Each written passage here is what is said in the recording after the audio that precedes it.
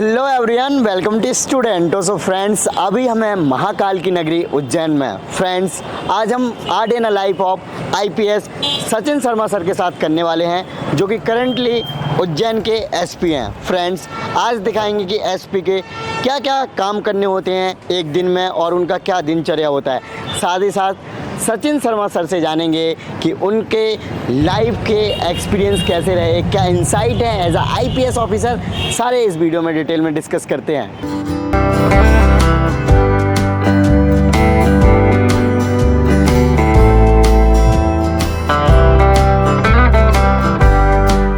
अभी 9 AM हुआ है सर।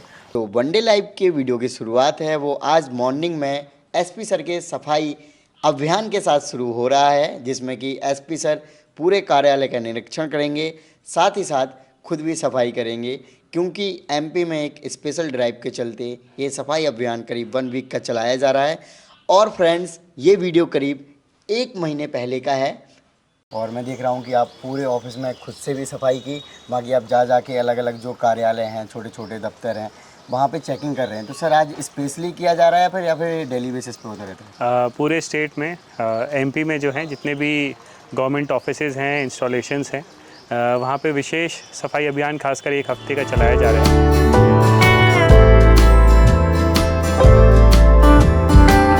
जिससे कि जो चीज़ें हैं हम उनको और ऑर्गेनाइज और सिस्टमेटिक वे में रख पाएँ। जैसे कि हम देख पा रहे हैं कुछ आपके पास पुराने जो बिल्डिंग या फिर इंफ्रास्ट्रक्चर है वो भी काफ़ी क्लीन है, हालांकि काफ़ी पुराने हुए जब भी सर। 2028 में उज्जैन में सिंहस्थ या कुंभ होगा, उसको लेके हमारा एक असेसमेंट है कि जो फिज़िकल इंफ्रास्ट्रक्चर है आने वाले समय में कितना ज़्यादा होगा। तो ऐसी जो पुरानी बिल्डिंग्स हैं, स्पेसेस हैं जो अब कंडम हो चुकी हैं, उनको वापस रीअसेस करके नई जो आवश्यकताएं होंगी आने वाले समय के लिए, उसका पूर्वांकलन करके हम लोग जल्दी इसमें जो प्रस्ताव है वो तैयार कर रहे हैं। Right.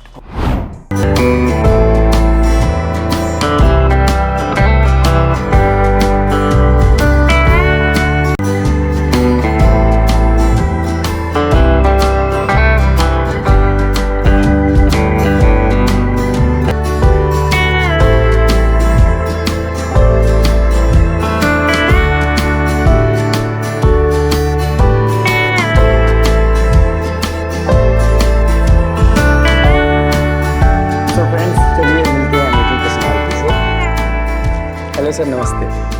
Ji sir, thank you. Sir आप अपने बारे में बताइए कि आपने यूपीएससी की प्रिपरेशन के बारे में उस टाइम कहाँ से सोचा या फिर कैसे आइडिया है कि आपको यूपीएससी या फिर सिविल सर्विसेज की प्रिपरेशन करना है? मैं ग्रेजुएशन में एमिटी नोएडा में था, बीबीए कर रहा था, और उसके बाद का जो प्लान था वो बिल्कुल क्लियर नहीं था कि करियर में आगे करना क्या है जी। तो इसी में जो ग्रेजुएशन के बाद लॉ होता है, खासकर फैकल्टी ऑफ लॉ डीयू, तो उसका जब मुझे पता लगा कि वहाँ पे एंट्रेंस वगैरह दिया जाता है और एडमिशन होता है, तो वहाँ से मैं कैंपस लॉ सेंटर डीयू पहुँचा। इनिशियल प्लान यही था कि लॉ में बहुत अच्छे से पढ़ाई करनी है, मेहनत करनी है, और जो वर्ल्ड की बेस्ट यूनिवर्सिटीज़ हैं वहाँ से एलएलएम का कोर्स परस्यू करना है और लिटिगेशन में करियर बनाना है। But I was really lucky कि मेरा जो वहाँ फ्रेंड सर्कल बना वो उनका बना जो यूपीएससी की तैयारी कर रहे थे, प्रिपरेशन कर रहे थे। उनके थ्रू मुझे जो सिलेबस है उसका आइडिया लगा, और धीरे धीरे करके खासकर जो कहा जाता है कि अगर आपकी कंपनी अच्छी हो, दोस्त अच्छे हों, तो कुछ ना कुछ कंस्ट्रक्टिव हो जाता है। तो ऐसा ही कुछ मेरे साथ हुआ। उन लोगों के साथ पढ़ते हुए, सीखते हुए इस एग्ज़ाम को मैं क्लियर कर पाया। Okay sir. सर आपने कितने अटैम्प्ट दिए थे उस टाइम पे? ये मेरा सेकेंड अटैम्प्ट में क्लियर हुआ था। 2013 एग्ज़ाम था, 14 बैच। ओके। सो आपने आईपीएस पहले से सोच रखा था या फिर आईएएस का सोच रखा था? जी, काफ़ी छोटे पे जब हम रहते हैं तो पुलिस और इससे बहुत ज़्यादा इंस्पायर होते हैं। हाँ। तो ये ज़रूर है कि जो मूवीज़ वगैरह देखते थे बहुत ज़्यादा इंटरेस्टेड रहते थे, और जब फॉर्म खासकर भरते हैं उसमें आईपीएस सेकंड प्रेफरेंस डाला गया था। और ये सही है कि जो वर्क प्रोफाइल है, जॉब प्रोफाइल है, वो बहुत ही एक्साइटिंग है, बहुत ही अच्छी है, और कहीं ना कहीं जो इमीडिएट सेटिस्फैक्शन, जितने भी हमारे पास कंप्लेनेंट्स आते हैं, फरियादी आते हैं, उनका जब सुन के उनका अगर कोई निराकरण अच्छे से हो पाता है तो काफ़ी सेटिस्फैक्शन या पीस आपको मिलता है। ओके।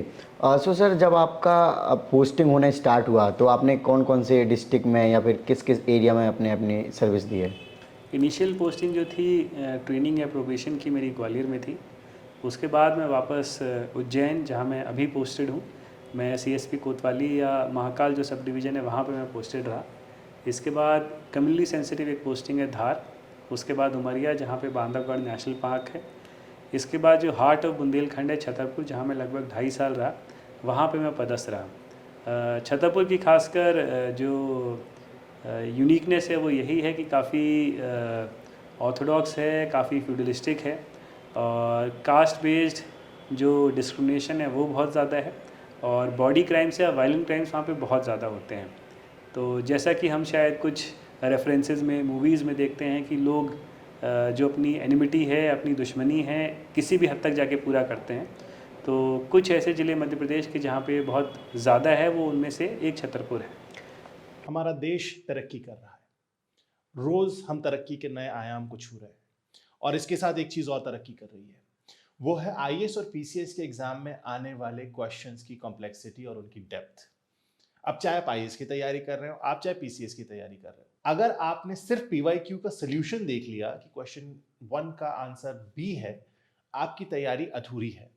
आज के टाइम पे इस कॉम्प्लेक्सिटी से लड़ने के लिए और इस कॉम्प्लेक्सिटी को सॉल्व करने के लिए आपको चाहिए कि आपके पास एक इन डेप्थ एनालिसिस हो हर क्वेश्चन के सॉल्यूशन का, उस क्वेश्चन से रिलेटेड टॉपिक के सारे फैक्ट्स आपको पता हो, यानी कि ना सिर्फ सही ऑप्शन के, जो दूसरे ऑप्शंस मौजूद हैं उनका भी आपके पास एक एनालिसिस होना चाहिए। इन सारी चीजों को कंपाइल करके आपके लिए अरिहंत पब्लिकेशन लेके आया है prelims possible series.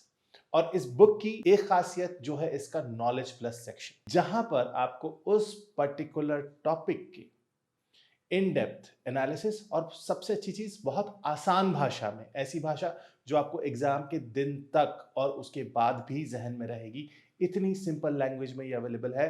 So don't forget to order prelims possible series of Arihant publication.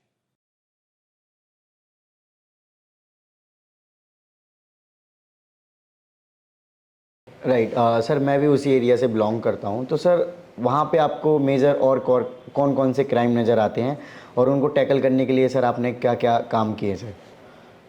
वहाँ पे मेनली जो है ग्रामीण स्तर पे जो पारिवारिक रंजिशें चली आ रही हैं, लोग जेल जाते हैं, वापस आते हैं, फिर एक नया करते हैं, और उस पे यदि अगर ढंग से काम किया जाए, और जो अवैध हथियारों की सप्लाई है, जहाँ लोग वहाँ पे बहुत ज़्यादा फैशनेबल मानते हैं कि अपने साथ इलीगल आर्म्स को कैरी करें, तो इन दो चीज़ों पे अगर प्रोमिनेंटली काम किया जाता है। कोई ऐसा इंटरेस्टिंग केस रहा हो जो आपकी जर्नी में अभी तक की, जो आप शेयर करना चाहें और काफ़ी इंस्पायरिंग हो, या फिर स्टूडेंट्स को उसमें कुछ सीखने को मिले? उज्जैन ज़िले में 25 सितंबर के आसपास लास्ट ईयर 2023 में एक बच्ची थी जिसके साथ बहुत ही दुखद घटनाक्रम हुआ था।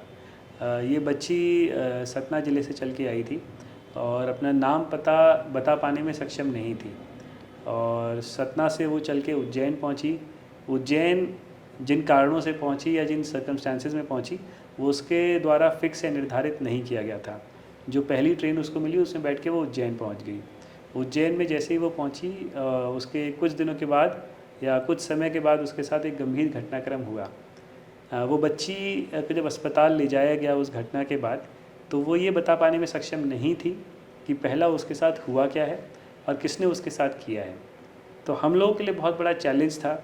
उज्जैन जहाँ पे लाखों की संख्या में श्रद्धालु आते हैं, एक ऐसी बच्ची हमारे बीच में थी जो उज्जैन ज़िले की नहीं थी, उज्जैन में किसी से परिचित नहीं थी, और उसी के साथ कौन बाहरी व्यक्ति आके या किसने ये घटना को अंजाम दिया होगा, या कहीं ऐसा ना हो कि जो इनिशियल क्राइम है वो उज्जैन के बाहर हुआ हो। तो ये बहुत बड़ा चैलेंज था हम लोगों के लिए।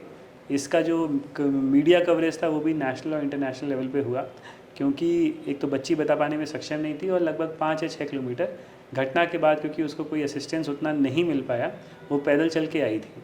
तो हमारे लिए बहुत बड़ा चैलेंज था कि डिटेक्ट कर पाना कि इस केस में एक्यूज्ड कौन थे।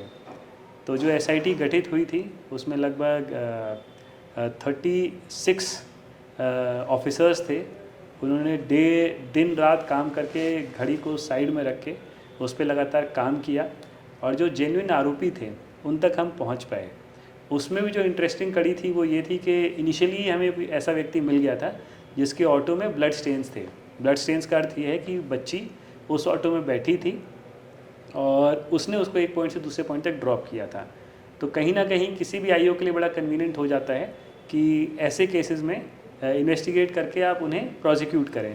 पर हम लोग क्योंकि डेप्थ तक जाना चाहते थे तो उसके द्वारा जो बताया गया, सारे स्टेटमेंट्स वगैरह रिकॉर्ड किए, तो ये निकल के आया कि इंसिडेंट जो है जस्ट उससे पहले जिस ऑटो वाले के साथ वो बैठी थी उसके साथ उसने वो ऑफेंस किया था। तो ऐसे में लगभग 6-7 ऑटो वालों से हमने डिटेल इंटरोगेशन की, पूछताछ की, और जब सेटिस्फाइड हो गए हम तो ये पता लगा कि एक बंदा है जिसने अपने ऑटो के साथ काफ़ी मैनिपुलेशन की हैं, छेड़खानी की हैं। तो जब उसे वापस बुलाया गया, उससे पूछताछ की गई, तो उसे अरेस्ट किया गया। Okay sir. सर जैसे कोई भी केस आता है तो किस तरीके से प्रोसीडिंग होती है? जैसे आज मान लो कहीं पर चोरी हो गई है तो जनरली लोगों को पता नहीं होता है कि रिपोर्ट कहाँ पे लिखवाए, फिर आगे क्या प्रोसीजर होता है, अगर उसका सॉल्यूशन नहीं हुआ तो वो क्या कर सकते हैं सर? एक जनरल अवेयरनेस टाइप सर कुछ। ऑर्डिनरीली होता ये है कि कहीं भी अगर कोई क्राइम रजिस्टर होना होता है तो जो कंप्लेनेंट हैं वो फ़ोन के माध्यम से, खासकर डायल 100 है या बाकी कहीं है, वो बताते हैं कि उनके यहाँ पे कुछ घटना हुई है। तो पुलिस उस जगह पे पहुँचती है, उस जगह को सिक्योर करती है और जो डिटेल्ड सबूत या फिर जो एविडेंसेस होते हैं उनको कलेक्ट करने की कोशिश करती है। इसके अलावा कंप्लेनेंट कई बार खुद भी जाते हैं, उनके साथ अगर कुछ हुआ होता है, खासकर फ्रॉड है, फॉर्जरी है या फिर कोई और ऑफेंस है, तो वो थाने जाते हैं, अपने स्टेटमेंट रिकॉर्ड करते हैं, करवाते हैं, और फिर जो भी इंग्रेडिएंट्स क्रिमिनल लॉ के सेटिस्फाई होते हैं उसके बाद उसमें ऑफेंस रजिस्टर किया जाता है। Okay sir. सर जनरली देखा जाता है कि यूपीएससी अगर क्लियर कर लिया और फिर आप आईएएस आईपीएस ऑफिसर बन गए तो ट्रेनिंग के बाद जो चीज़ें सिखाई जाती हैं फिर वो आपको अपनी सर्विस में इम्प्लीमेंट करनी होती है। क्या सर और भी एडिशनल चीज़ें सीखने की ज़रूरत होती है, जैसे लॉ से रिलेटेड चीज़ें हो सकती हैं, या फिर ऐसे कोई केस आते हों जो कि नहीं समझ आ रहा है तो प्रीवियस केसेस की हेल्प ली जाती है, कैसे होता है सर? नॉलेज खासकर जो इंडिविजुअल एक्वायर करता है उसका कभी कोई एंड नहीं है। जब तक आप लगातार ट्राई करते रहेंगे, प्रयास करते रहेंगे चीज़ों को सीखने का, तभी तक आप अपने आप को इम्प्रूव कर पाएंगे। तो पुलिसिंग क्योंकि एज अ सब्जेक्ट इतना वाइड है, क्योंकि यहाँ पे आपको लोगों से इंटरेक्ट भी करना है, उनके चैलेंजेस को भी मीट करना है, और पहले जो कन्वेंशनल क्राइम्स होते थे खासकर फिज़िकल वर्ल्ड में, अब वो ट्रांसलेट हो गए हैं साइबर वर्ल्ड में। तो अब ऐसे ऑफेंसेस होते हैं, खासकर जो ओटीपी फ्रॉड्स हैं, साइबर फ्रॉड्स हैं, वो कई बार उसका मॉडस ऑपरेंडाई लगभग सेम ही रहता है। कहीं ना कहीं वो मिसचिफ या जो फ्रॉड है उसका रहता है। पर हमारे लिए अभी आने वाले समय में एडवांसमेंट्स करना बहुत ज़रूरी है, टेक्नोलॉजी और बाकी सभी फ्रंट्स पे, क्योंकि जितना कन्वेंशनली पहले हम लोग क्रिमिनल्स तक उनको डिटेक्ट करते थे, उन तक पहुंच पाते थे, अब वो काफ़ी लिमिटेड हो गया है, बिकॉज जो क्राइम है फिज़िकल स्पेस से साइबर स्पेस में पहुंच गया, और जो एक्यूज़ है वो दुनिया के किसी भी कोने से बैठ के किसी भी क्राइम को कमिट कर सकता है। Right sir. As a sir IPS officer या फिर एसपी अभी आपके पास जो पोस्ट है सर, क्या क्या पावर्स होते हैं सर आपके पास? जनरली स्टूडेंट्स यूपीएससी के लिए तैयारी करते हैं तो ये सोच के हर कोई आता है कि हमें पावर्स मिलेंगे। पावर्स ऑर्डिनरीली मुझे लगता है जिस शेयर के साथ आते हैं उसके साथ जिम्मेदारी भी आती है। और पावर बेसिकली यही है कि जो पूरा सिस्टम है, अगर वहाँ पे उसकी सुनवाई नहीं हो रही है तो जो ऑल इंडिया सर्विसेज सेलेक्ट होकर ऑफिसर्स आते हैं, वो जो कंप्लेनेंट्स खासकर जो 200-250 किलोमीटर दूर से इस विश्वास के साथ आते हैं कि उनकी सुनवाई वहाँ के लोकल थाने में नहीं हुई, तो वो यहाँ तक आते हैं, अपना लगभग आधा दिन, एक दिन का जो अपना दिहाड़ी है, वेज है, उसको वो जाने देते हैं, इस उम्मीद के साथ, इस विश्वास के साथ कि जहाँ वो जा रहे हैं वहाँ के जो ऑफिसर्स हैं, अधिकारी हैं, उनको सुनेंगे और लीगली जो संभव है वो उनकी मदद करेंगे। तो हमारे लिए भी यही इम्पोर्टेंट होता है कि चाहे वो आपस की लड़ाइयाँ हो या फिर छेड़खानी हो, प्रताड़ना हो, कहीं भी कोई ऐसी शिकायत आती है उसको तुरंत हम एड्रेस करें। अभी रिसेंटली ही कल 2 कंप्लेंट्स आई थी, खासकर स्टूडेंट्स थी, तो अपने पेरेंट्स को वो लोग नहीं बता पा रहे थे कि वो स्कूल जाती हैं, किसी गली मोहल्ले में कोई ना कोई उनको परेशान करता है। तो जैसे ही वो जनसुनवाई में आई, फिर वहाँ पे टीम भेजी, तो जो एक्यूज़ थे उनको राउंड अप किया गया और ये इंश्योर किया गया कि फ्यूचर में भी किसी भी जगह पे अगर इस प्रकार से होता है तो हमने खासकर डेडिकेटेड हेल्पलाइन नंबर भी इशू किए हैं पहले से।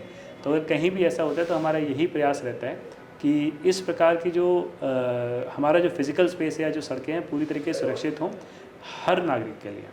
सर, लॉ एंड ऑर्डर को मेंटेन करने में पुलिस ही सबसे बड़ा रोल प्ले करती है, और पुलिसिंग की जॉब ऐसा कहा जाता है कि 24 घंटे की जॉब होती है। तो सर, एज ऑफिसर आप अपने आप को कितना टाइम दे पाते हैं, और आपको लगता है कि यूपीएससी में आने के बाद लगता था कि बहुत ऑफिसर बन जाते हैं तो हमारे लिए चीज़ें बहुत आसान होती हैं और लाइफ को बहुत अच्छे से बैलेंस करके पर्सनल लाइफ को एंजॉय कर सकते हैं?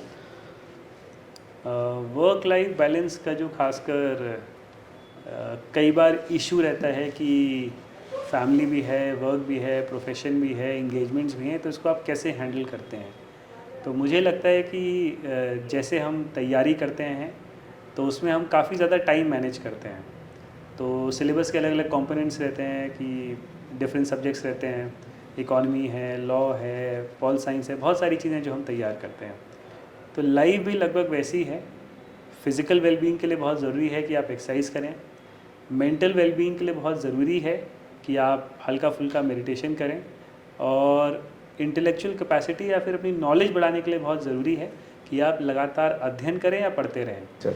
सर, जनरली स्टूडेंट्स के एक दो कमेंट और रहते हैं वीडियोस में कि अगर हमारे ऊपर एफआईआर हो गई है तो क्या हम सिविल सर्विसेज की तैयारी कर सकते हैं, और उसमें अगर कर सकते हैं, या फिर एफआईआर हो गई है तो इसका क्या प्रोसीजर है कि वो इसको बैक डाउन भी कर सकें?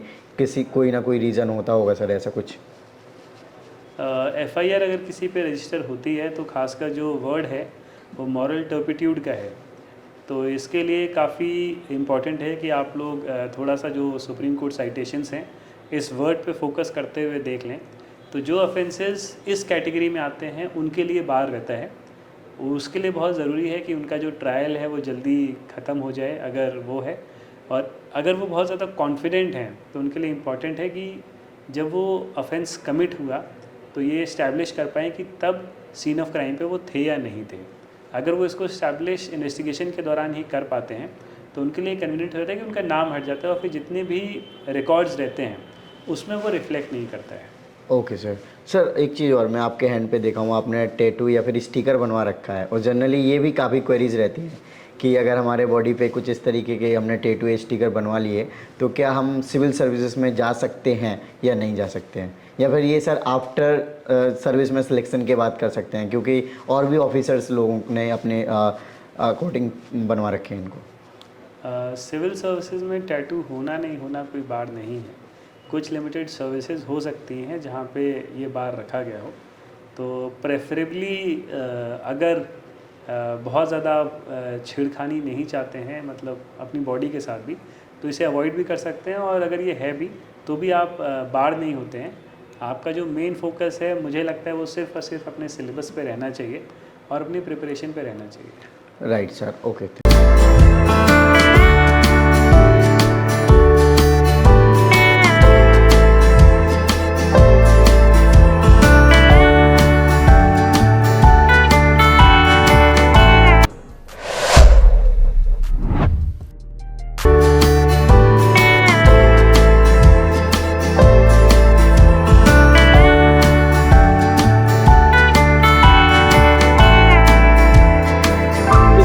जनरली गिव अप को लेकर अगर हम बात करें, स्टूडेंट्स प्रिपरेशन करते हैं जिनके 2-3 अटैम्प्ट हो जाते हैं, तो कई बार ऐसी सिचुएशन आ जाती है या फिर फैमिली प्रेशर होता है कि प्रिपरेशन को कंटिन्यू रखें या फिर छोड़ दें। और जनरली आपके केस में भी यही होता होगा कि आप डे बाय डे ऐसे कुछ केसेस आ जाते होंगे जिनको लेकर काफ़ी प्रॉब्लम्स आती हैं सॉल्व होने में, या फिर फ्रस्ट्रेशन आता है कि ये कैसे होगा, नहीं होगा। तो इन सब चीज़ों को आप कैसे मैनेज करते हैं, या फिर स्टूडेंट्स को भी जो बड़ी बड़ी प्रॉब्लम्स आते हैं, जैसे कहते हैं ना कभी कभी धर्म संकट में फंस गए, अब क्या करें, तो कैसे डील करना चाहिए? अभी रिसेंटली मैं एक बुक पढ़ रहा था, माइंडसेट में बेसिकली वो एक्सपेरिमेंट में कुछ बच्चों को लेते हैं जिनको पहले वो इजी, मीडियम और जो डिफ़िकल्ट लेवल के पज़ल्स हैं वो देते हैं। तो जब आप किसी को इजी पज़ल देते हैं तो लोग बहुत एक्साइटेड होते हैं, एंथुजियास्टिक होते हैं और उन पज़ल्स को सॉल्व करते हैं। जैसे ही थोड़ा सा मीडियम और कॉम्प्लिकेटेड होता है तो बच्चों के लेवल पे क्या होता है, वो उसे बहुत ज़्यादा एक्साइटमेंट से लेते हैं और उसे इस चीज़ से देखते हैं कि इसे तो मुझे करना ही करना है। तो उनका ये ऑब्जर्वेशन था कि बच्चे जो होते हैं ज़्यादा इनोसेंटली उनके सामने जो चैलेंजेस दिए जाते हैं उसके हिसाब से वो काम करते हैं। अगर हमको इसका पहलू समझना है तो श्रीमद् भगवद गीता में एक श्लोक है जिसमें कर्मण्यवाधिकारस्ते माँ फलेषु कदाचिन जिसका अर्थात ये है कि हमारे हाथ में सिर्फ़ और सिर्फ कर्म है। कर्म का फल क्या होगा, नहीं होगा, ये पूर्व निर्धारित है।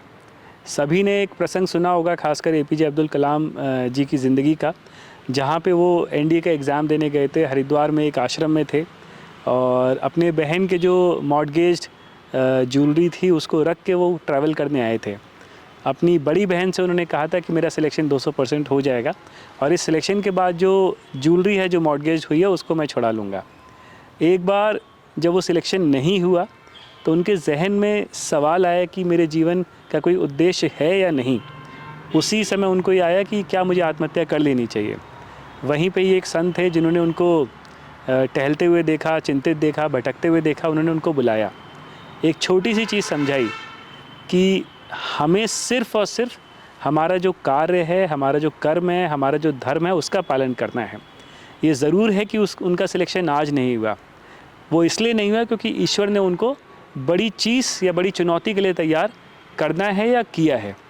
ये आपके लिए ज़रूरी है कि आपका जो लक्ष्य है, आपका जो अनुशासन है, उसको आप कभी ना छोड़ें। तो जो एपीजे अब्दुल कलाम एनडीए का एग्ज़ाम क्लियर ना हो पाने के कारण दुखी थे, वो भविष्य में चीफ़ ऑफ आर्म्ड फोर्सेस बने।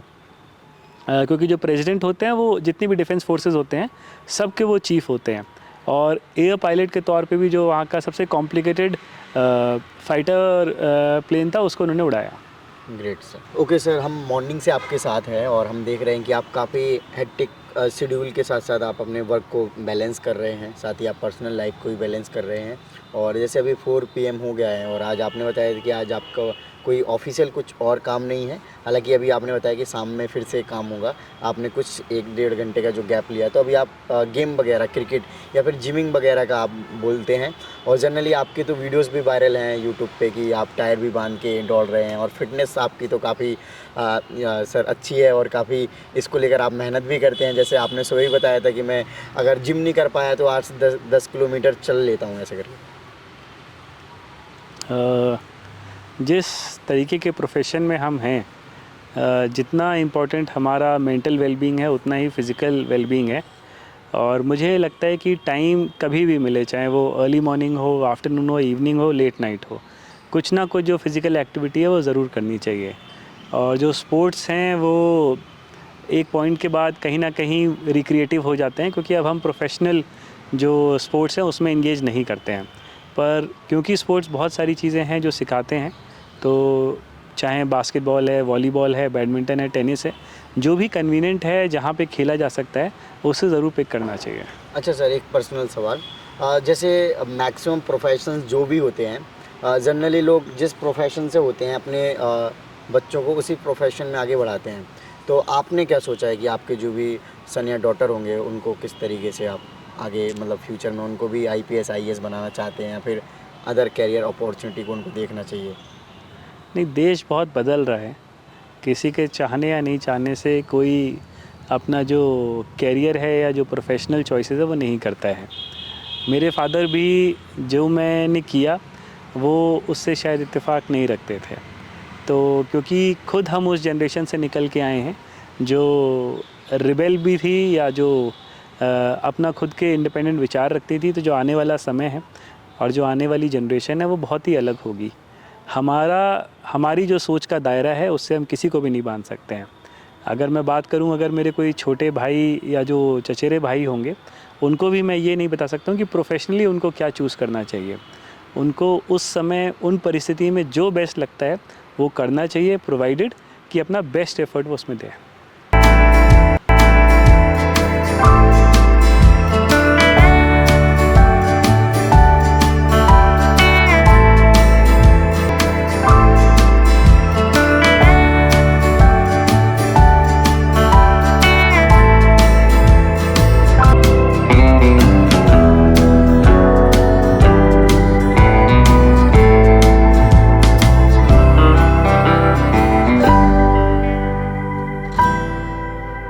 ओके सर, सबसे पहले तो आपको बहुत बहुत धन्यवाद कि आपने हमें अपना टाइम दिया, साथ ही साथ महाकाल के आपने हमें दर्शन करवाए।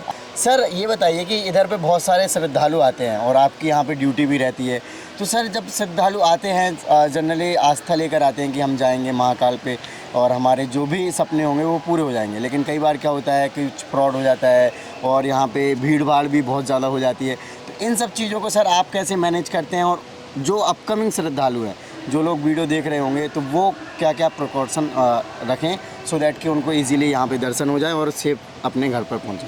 उज्जैन शहर बहुत ही पौराणिक शहर है। ये इकलौता ऐसा ज्योतिर्लिंग है जहाँ पे हम खड़े हैं जो दक्षिण मुखी है। भारत में 12 ज्योतिर्लिंग हैं, तो इसका जो महत्व है वो और ज़्यादा बढ़ जाता है जी। बगल में जो नदी है शिप्रा है जो कि मोक्षदायिनी है।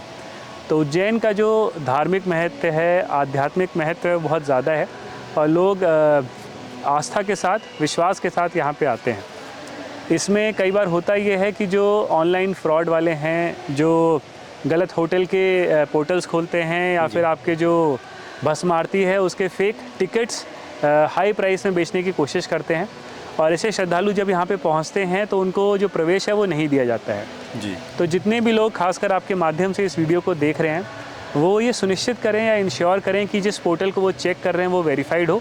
और कई बार जो जस्ट थोड़ा सा जो हाइपर लिंक होता है उसमें हल्का फुल्का जो चेंजेस या ऑल्ट्रेशंस होते हैं उसमें ज़रा सा भी मिसटाइप होता है गूगल सर्च में, अगर हम किसी लिंक से जाते हैं तो ऐसे साइबर फ्रॉड होने की बहुत ज़्यादा संभावनाएं रहती हैं।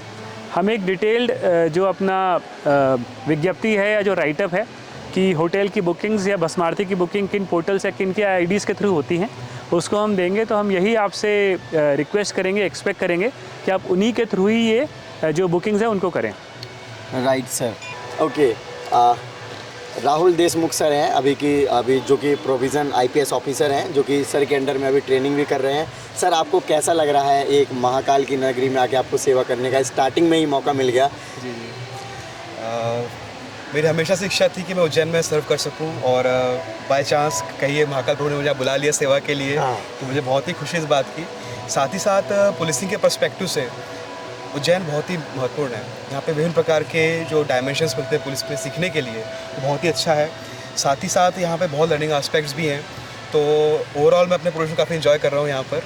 ओके, मेजर अभी आपको क्या क्या चीज़ें सीखने को मिली है यहाँ पे, अगर बाकी एरिया से डिफरेंट? क्योंकि हर जगह के अलग अलग चैलेंजेस होते हैं, हर अलग जगह का एक्सपोजर होता है और अलग जगह की सब चीज़ें अलग हैं। जैसा आपने देखा ही होगा कि उज्जैन में बहुत ज़्यादा टूरिस्ट फुटफॉल है ना, तो यहाँ पे बहुत सारे जो VIP बंदोबस्त, अलग टाइप की ड्यूटीज़ रहती हैं, वो सब तो है सीखने के लिए। और अलग तरह के जो पुलिसिंग के और भी एस्पेक्ट्स हैं, क्राइम से रिलेटेड या अदर फाइनेंशियल फ्रॉड से रिलेटेड, वो सब सीखने को मुझे यहाँ मिल रहे हैं। तो बड़ा ही डाइवर्जेंट एक्सपीरियंस है यहाँ पर, काफ़ी अच्छा है। Okay sir, thank you. Okay sir, आपका शेड्यूलिंग जनरली इसी टाइप का रहता होगा कि सुबह ऑफिस गए, फिर आप यहाँ पे आपका मैंडेटरी है कि आप मंदिर आएँ? मैंडेटरी नहीं है, पर जब समय रहता है, इच्छा होती है तो ज़रूर आते हैं। राइट। सो सर, फ्यूचर जो एस्पिरेंट्स हैं जो कि सिविल सर्विसेज की तैयारी कर रहे हैं, आप क्या मैसेज देना चाहेंगे? मैं सभी को शुभकामनाएं देता हूं और जो भी आप एफर्ट कर रहे हैं, प्रयास कर रहे हैं, रिज़ल्ट कुछ भी रहे आप कभी गिव अप मत करिएगा, अपना 100% दीजिएगा। अगर जो आप चाह रहे हैं वो होता है तो बहुत अच्छा है और अगर नहीं होता है तो उससे भी अच्छा है। Right. Okay, so thank you so much sir for your lovely message. So friends, आपने देखा कि सर के साथ हमने पूरा दिन एंजॉय किया और आप भी आई होप एंजॉय करे होंगे वीडियो को देखकर और काफ़ी चीज़ें सीखने को भी मिली होगी और इन्फॉर्मेशन मिली होगी। जय हिंद।